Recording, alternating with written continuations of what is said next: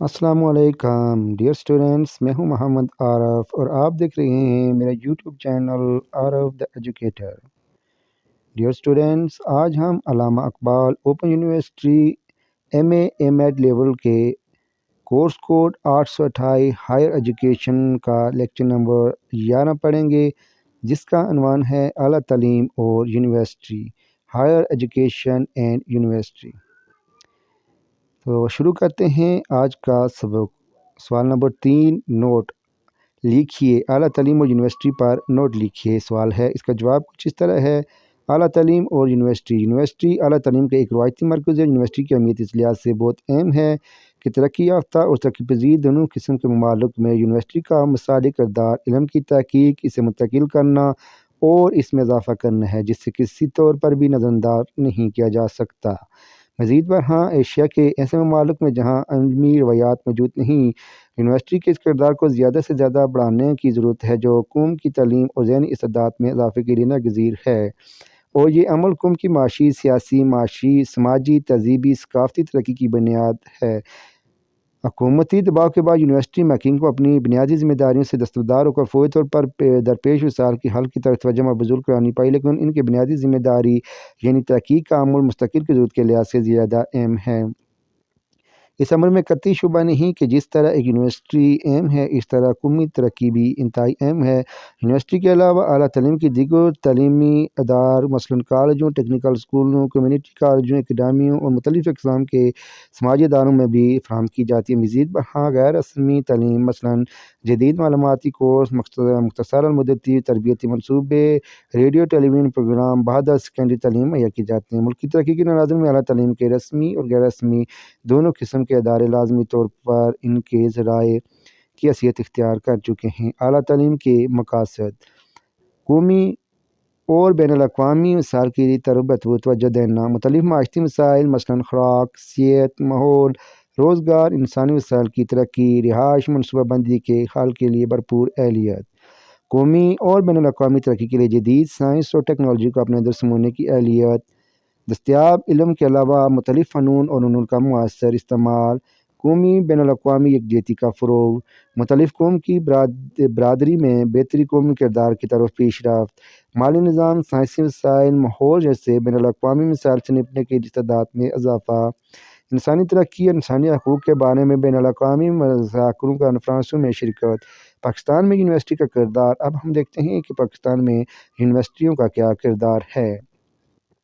پاکستان سمیت ترقی پذیر ممالک میں دو عناصر اعلیٰ تعلیم پر اثر انداز ہوتے ہیں۔ ایک تو یہ کہ اس خطے کی آبادی اعلیٰ تعلیم کے خواہاں ہے، جو بقول ان کی بہترین زندگی کی کلید ہے۔ دوسرا یہ کہ اس کے حکومتی اثر میں اعلیٰ تعلیم کے زیر اثر ہو، اس کی نوعیت محدود ہو۔ بلا شبہ یہ بات درست نہیں کہ ہر شخص پی ایچ ڈی ہو سکتا ہے۔ سیکنڈری تعلیم کے بعد عالمانہ یا پیشہ ورانہ تعلیم کی نسبت تعلیم کی اہمیت بہت سی اقسام ہیں۔ علاوہ ازیں یونیورسٹی کے علاوہ بہت سے ادارے میں مختلف قسم کے تعلیم کی طرف توجہ کیا جاتا ہے۔ ترقی یافتہ اقوام کی معاشی ترقی کا ایک زبردست پہلو یہ ہے کہ وہاں تعلیم کے شعبے میں باقی تمام شعبوں کی نسبت کہیں زیادہ سرمایہ کاری کی جاتی ہے۔ اس ضمن میں جاپان ایک روشن مثال کی حیثیت رکھتا ہے۔ در حقیقت ملکی حالات خواہ کیسے ہی ہوں، معاشرے کی تربیت یافتہ افراد کی ضرورت ہوتی ہے۔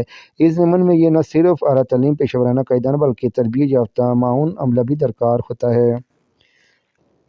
نمبر 4، ترقی پذیر ممالک میں تربیت یافتہ افراد کی کمی ہوتی ہے۔ اعلیٰ تعلیم اور تربیت یافتہ افراد بھاری معذور کا تقاضا کرتے ہیں۔ اس قسم کی صورتحال ترقی پذیر ممالک کے لیے اچھی نہیں، کیونکہ ان کی قومی آمدنی ترقی یافتہ ممالک کی آمدنی سے کم ہوتی ہے۔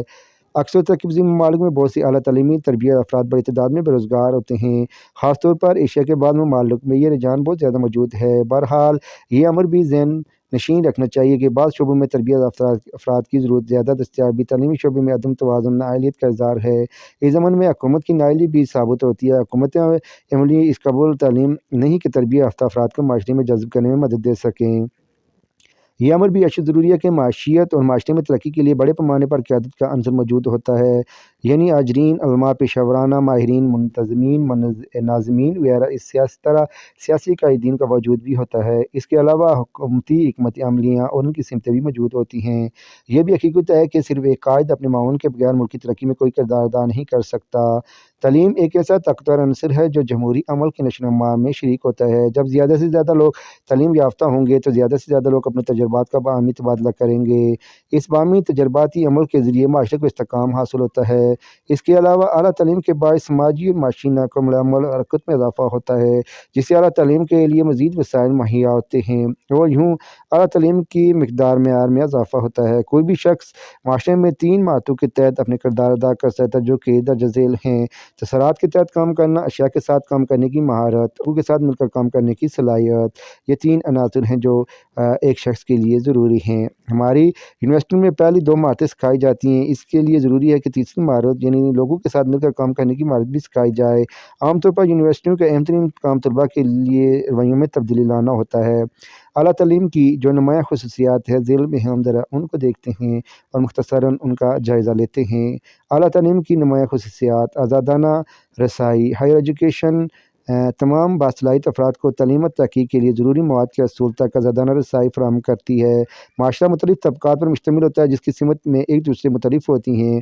بعض معاشروں میں ان طبقات کے درمیان شدید کشمکش بھی پائی جاتی ہے۔ ہائر ایجوکیشن اس امتیازی کشمکش اور دیگر پہلوؤں کو نظر انداز کرتے ہوئے تمام طبقات کے افراد کے لیے سہولیات تک رسائی ممکن بناتی ہے، جس میں سب سے اہم سال یہ ہے کہ اس وقت دنیا میں مختلف اقوام اعتقاد سے تعلق رکھنے والے اسکالرز کی کثیر تعداد پائی جاتی ہے۔ یکساں مواقع مہیا کرنا۔ ہائر ایجوکیشن کمیشن تمام افراد کو یکساں مواقع فراہم کرتا ہے کیونکہ اس کی حیثیت ایک گرین ہاؤس کی سی ہوتی ہے۔ اس کے لیے تمام باصلاحیت افراد کو پھیلنے پھولنے کے لیے ایک جیسے مواقع فراہم کرنے ہوتے ہیں۔ کوئی بھی شخص تحقیق میں حصہ لے سکتا ہے۔ اس سے ثابت ہوتا ہے کہ ہائر ایجوکیشن کی وجہ سے ہی نئی ایجادات عمل تیز ہوا ہے اور آج ہونے والی ایجادات میں ہائر ایجوکیشن کمیشن کا اہم کردار ہے۔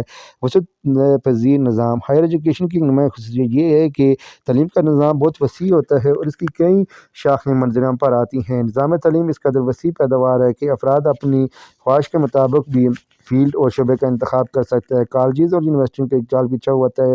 ہر شخص کوشش کرتا ہے کہ بہتر سے بہتر تعلیم متعارف کروائی جائے جس کی وجہ سے میدان تعلیم میں جدت پیدا ہو۔ کورسز یا یونٹ میں تقسیم۔ ہائر ایجوکیشن کمیشن کے درجات میں تقسیم کرنے میں اہم کردار ادا کیا۔ اب تک ایک ہی کتاب مختلف یونٹ اور کورسز میں تقسیم ہوتی ہے جس کے مخصوص عنوانات اور زیر بحث لائے جاتے ہیں۔ ان عنوانات کے بارے میں سیر اصل بحث کی جاتی ہے۔ اس طرح ایک طالب علم تعلیمی عمل کے دوران مشکل کا سامنا نہیں کرنا پڑتا بلکہ وہ آسانی سے اپنا سلیبس مکمل کر سکتا ہے اور اسے اچھی گریڈ حاصل کر سکتا ہے۔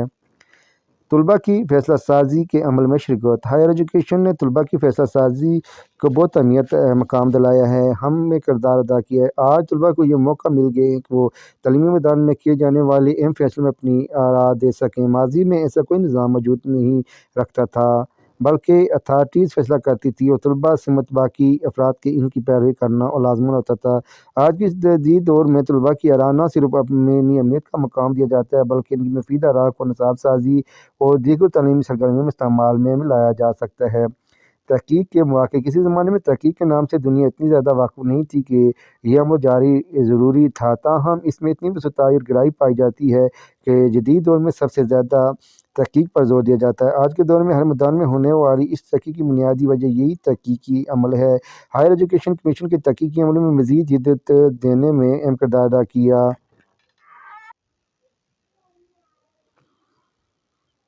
ہائر ایجوکیشن کمیشن کی تحقیق میں مزید جدت دینے میں اہم کردار ادا کیا کیونکہ اب ہر فرد کو تحقیق کے لیے نہ صرف یکساں موقع دستیاب ہوتے ہیں بلکہ تمام ضروری سہولتوں تک بآسانی رسائی ممکن ہے۔ تو ڈیئر اسٹوڈنٹس، یہ تھا آج کا ہمارا لیکچر جو اختتام پذیر ہوا۔ امید کرتا ہوں کہ یہ آپ کے لیے بہت مفید ثابت ہوگا۔ اس کے ساتھ ہی میں آپ سے اجازت چاہتا ہوں۔ السلام علیکم، خدا حافظ۔